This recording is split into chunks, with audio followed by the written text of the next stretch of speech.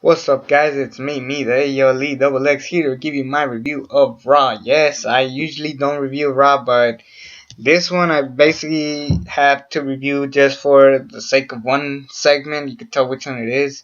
But overall, the rest of the show, you could honestly live without. There's really nothing to talk about in this show. It wasn't the worst thing ever. However, I do agree with the fans.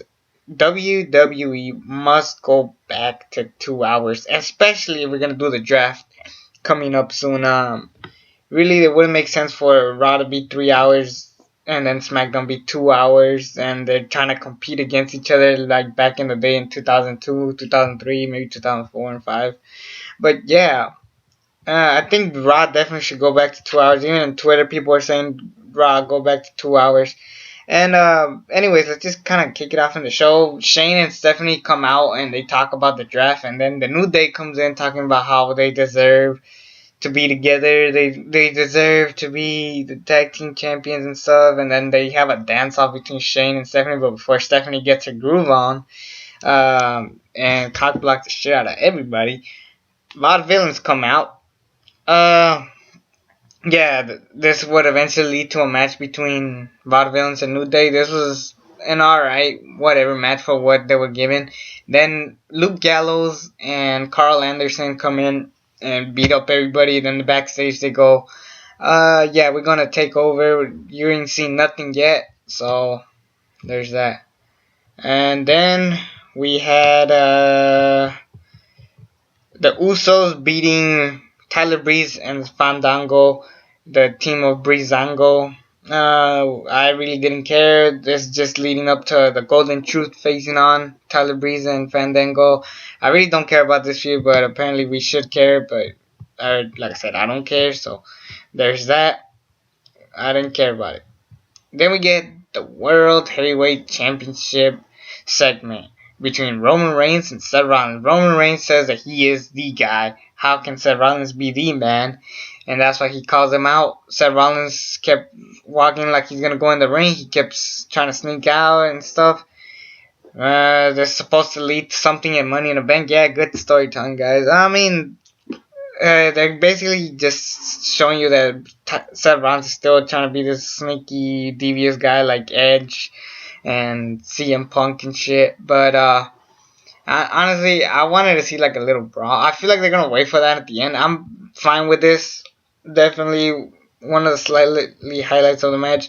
I don't know what the hell is the plan for SummerSlam, but I'm pretty positive that since Dean Ambrose is in the Money in the Bank briefcase match, Dean Ambrose possibly is gonna win, and this is gonna lead to a triple threat at SummerSlam. We're never gonna get it at WrestleMania, but SummerSlam, why not? Makes sense, shouldn't it? So yeah, I'm excited to see where this goes. I hope a good match. Roman Reigns and Seth Rollins tend to not have that many great matches. They've had like one okay match, and the rest have been kind of shitty or forgettable. But yeah, hopefully we get a good match at Money in the Bank. That's all I'm asking for. Then we get Rusev. He beats Zack Ryder in like a minute. And then I expected John Cena to come out, but instead Titus O'Neil comes out and beats the holy hell out of Rusev. This is going to lead to a feud. This is pretty intriguing. Even the commentators were like, hey, we've never seen this side of Titus O'Neil, but I'm down to see Titus O'Neil and Rusev. They said that. I'm not down to see Titus O'Neil and Rusev, but I'm down to see Titus O'Neil finally get a subpar feud, and especially like a push, I mean. And, in Memorial Day, they bring up Memorial Day because Rusev is the United States Championship. By the way, they also kick off with, like, a bunch of bells and everybody standing around the entrance ramp. And, yeah, that was nice for Memorial Day, I guess. Sadly, I had to go to school tomorrow, but you can't win everything. Then we get Enzo Amore and Colin Cassidy, big cast now. They beat the Dudleys in a very long match. I really was like, this match could have gone a little bit shorter, but we got what we got. That's all I'm going to say.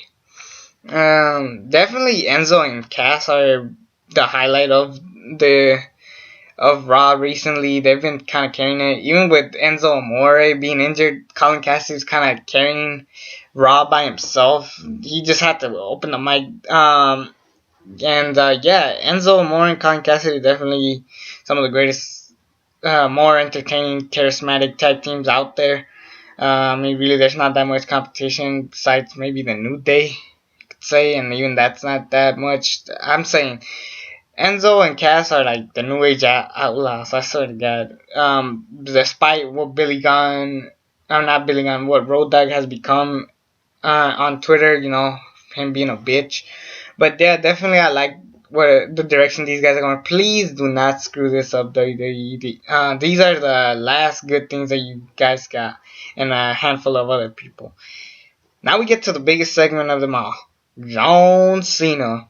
He comes in, he talks about the new era, how he should leave. I thought he was gonna leave. I thought this was gonna be like, okay, I'm done. It's time to start a new era, which would have been nice. And then I was thinking, if that was the case, and this would have happened at the end, not in the beginning, like in the middle of the show. But then he said, if we're gonna have a new era and new superstars, they're gonna have to go through me. People were kind of booing. I was like, what the fuck? Then AJ Styles come in. I was marking out like the whole crowd was AJ Styles and John Cena just stand there facing each other, and then I was just like, oh my god, stuff is about to go down. And then we get Luke Gallows and Carl Anderson come out, and then they basically talk about how you became a kiss ass. Now we're gonna kick your ass. And then AJ Styles takes off his shirt. John Cena gets ready to fight. I'm thinking this is gonna lead to a Money in a Bank match between AJ Styles, John Cena versus the Club, Luke Gallows, and Carl Anderson. Instead, once John Cena gets ready to fight, AJ Styles attacks him from behind. Then the Club walks in, and then they just beat up John Cena. And I was like, AJ Styles is a heel. I don't want to see a heel AJ Styles. He's going really good as a face. He could have had that for a while, stick for a while, before you turn him heel. I wanted to. This is how I would have booked it. They would have fought like Luke and Carl. This would eventually lead to a tag team match at Money in the Bank. AJ and John Cena versus Luke Gallows and Carl Anderson. They lose the match, making them kind of be like, well, can we really trust each other? And they started brawling for a little bit. Then for Battleground, you could have had, well, I've been hearing rumors about Finn Balor possibly coming in. Then maybe Finn Balor could kind of get behind this stuff, like him kind of playing with their emotions. I mean, if you want to use him as a demon, kind of use him as a demon. You could kind of say you could have him fight either John Cena or AJ Styles, preferably AJ Styles, because it would make more sense, former Bullet Club leaders. And then from there, this would eventually lead to John Cena and AJ Styles at SummerSlam. That would have been perfect. Babyface versus babyface, that would have been just an awesome match. Sadly, that wasn't the case, I guess. I'm fine with this. I just kind of bummed out that AJ Styles will not be a face anymore. I have to boom. Kind of like Seth Rollins. I'm sad that he's a heel, not a face. And then, but AJ Styles just kept going brutal. He kept coming back for more. Once John Cena was on the ground, AJ Styles kept coming back. And then apparently on SmackDown, we're going to get a reason to why AJ Styles turned on John Cena, and you can't tell why. And I don't care, but I've been anticipating this match since 2005. 11 years, can you believe that? Ever since AJ Styles had that phenomenal triple threat between Chris Daniels and Samoa Joe, ever since John Cena became the WWE champion, I said this match is going to be off the hook. I was 6 years old. Can you imagine all the shit you have to go through? This is going to be one of the greatest matches maybe of all time, if that's booked right. Please do not have Carl and Luke interfere consistently in the match. That just kills the vibe. I want to see a legit match between these two. No interference, just a clean match. I don't even care who wins. Actually, I do care who wins. I want AJ Styles to fucking win. I'm tired of John Cena. I mean, if this is the new era, then John Cena shouldn't be going over. He should start putting people over like Chris Jericho. Maybe not to that point where Chris Jericho looks like so pathetic, but you know what I'm saying. Put John Cena, make John Cena put people, younger talent over. If Kevin Owens could beat him in his first match, then AJ Styles could definitely beat John Cena. I'm just saying, maybe I'm not saying Kevin Owens is better than AJ. He's kind of like between, but I just want to see that this does lead to some good shit for AJ Styles. I mean, he's already the biggest indie guy there is, so definitely do not fuck with AJ Styles. I don't even know what they're gonna do with Finn Balor. Maybe he does come back. Maybe who the fuck knows what they're gonna do with Finn Balor now. I'm pretty positive he will join the club. I just don't know exactly what they're gonna do. And I hope that Luke Gallows and Carl Anderson probably win the championship. They just need more personality. Give Luke Gallows the makeup that he used to wear in New Japan Pro Wrestling. Just do something with this and don't fuck it up for reals. Just don't fuck it up. That's all I'm asking for. Then we get Natalia versus Dana Brooke. Charlotte's in the ring. They fight for like a little bit. I forgot who won. And then Becky Lynch comes in and saves her. That's all good. I guess Ric Flair is no longer part of Charlotte. I guess that segment last week was fine. Charlotte leaving Ric Flair, kind of like, oh, the Flairs, all they want is the attention. Now it's time for my turn. I'm no longer gonna be Daddy's little girl from now on. You'll be known as Charlotte's father. I'm not gonna be known as Ric Flair's daughter of Ric Flair. You know what I'm saying? It's fucked up. But yeah, that segment last week was whatever. But I think this one was. I mean, this could. I'm excited. I want to see Charlotte have at least a great match. You know, like the one that she had with Sasha Banks, Bayley. All those great women wrestlers in NXT. I want to see a good ass match come from that. So I don't know who the hell she's gonna face at Money in the Bank. Probably Natalia again, but just don't fuck it up again. That's all I'm asking for. No fuck ups. Then we get Dolph Ziggler and Baron Corbin. They were supposed to have a technical wrestling match. Dolph Ziggler comes out with a helmet like Kurt Angle used to wear when he shaved his head.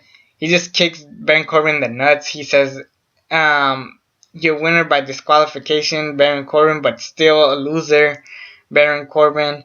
So, I just want this feud to end. Baron Corbin could do so much better, I guess. Like, I don't know who the fuck they could put him with because they don't push a lot of good talent. Hopefully when the draft happens, they're in separate shows because I'm tired of seeing this match go on and on and on. They're not good. The first one was solid, but after that, they've just been kind of dull and boring. Who the fucking Baron Corbin go? If The Miz loses the championship or if Rusev loses the championship, maybe he could go after one of those titles. I don't know. Baron Corbin definitely needs to push. I mean, he won the Andre John Memorial Battle Royal for a reason. Make that Battle Royal mean shit. They fucked it up ever since Cesaro hasn't done much. They're doing something with him now.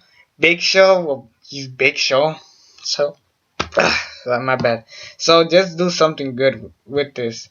Then the final match is Dean Ambrose, Sami Zayn, and Cesaro. What a great team right there. 3 All-Stars versus Chris Jericho, Kevin Owens, and Alberto Del Rio. Besides Kevin Owens, I really don't give a shit about Alberto Del Rio. Chris Jericho, I used to give a shit about him. Now he's just nothing to me. And after that shitty Asylum match, I really gave up on Jericho. I'm sorry. But that segment was pretty funny with Dean Ambrose talking shit about Canadians, and then Sami Zayn's like, I'm Canadian. Oh, that explains a lot. And then Cesaro's like, yeah, I guess Swiss are the best. I know. Dean's kind of being a racist. It was funny. Funny is funny for me, I guess. So just do with it. The match itself is actually not that bad. The faces win, obviously, but this looked like Chris Jericho and Kevin Owens are like just feuding. Oh, by the way, they're gonna add another guy to the Money in the Bank match. I don't know what they're gonna do with it, but I hope they do something good with it. Probably gonna be Apollo Crews or Sheamus, because I guess those guys are starting to feud. I don't know what the hell who's the last guy to enter. Maybe The Miz might come in, even though he's supposedly in a movie with the Ring 5. I know that movie's coming out, but I mean, I don't give a fuck about WWE Studios movies. By the way, watch WWE, Camp WWE, that's a good show. It's actually pretty funny. Yeah. I guess that's it. That's the show. I really didn't give a shit about it. Mainly the segments. That AJ Styles John Cena thing was solid. That was honestly the most highlight of the night. No, not really a truly great match in here. Some whatever stuff. So I wouldn't say go watch the show right away. This is like a, I don't know. So yeah, I'll just give you that. I mean, like I said, if it was 2 hours, this would have been a great show. I'll just leave it at that. But then we have dumb shit like Tyler Breeze and Fandango, Goldust, R-Truth. That's just retarded. So yeah, I'll just say that we got some okay stuff going on. For the future, the June is coming up, Money in the Bank's coming up, NXT Takeover Revival, Revenge, my bad. Yeah, so a bunch of okay shit for June. This is the Raw May 30th edition. Memorial Day is special, I guess. It's me, the ALEXX. Hopefully, we get some good stuff for the future of WWE. And until then, I'm out. Check out all the cool shit down below, too.